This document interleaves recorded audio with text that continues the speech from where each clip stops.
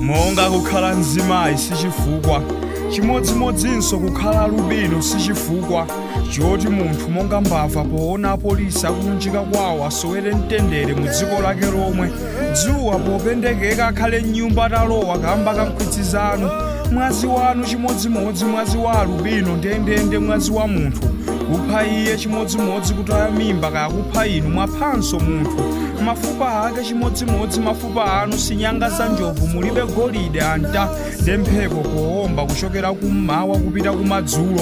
Mvula povumba chitipatu nsanje nkhotakotatu mchinji, uthenga unso uwombe ndi kuvumba chimodzimodzi. Usachotse moyo wa alubino monga mbuzi okachiwa kumkango, alubino akungophedwa wopanda ochitapo kanthu. Tsiku ntsiku mwazi wawo kufuula, tithandizeni kumenya nkhondoyi patokha sitingathe kulizi aliyense wangopinda manja. Koma tamvani mwazi kufuula, mayi Malawi fuko langa wanditaya. Tamvani magazi a alubino akukuwa eloyi la masabakitani. Taonani kudontha kwa mwazi pa dziko lathu la mkaka ndi uchirija. Umphawi wanu wachuluka bwanji osalemekeza nawo ufulu wa anzanu.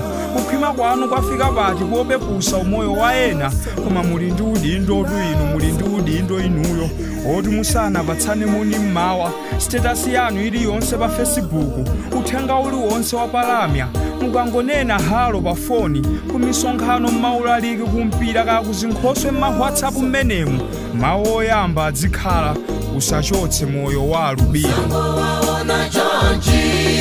Kumando wayang'ana kupedwa anzatu alubino wa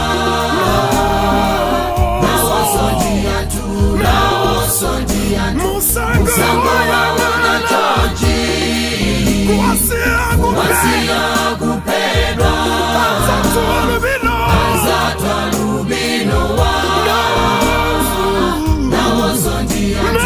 nawosondia tu musango waona chonchi kuwasia kupedwa anzatu alubino wa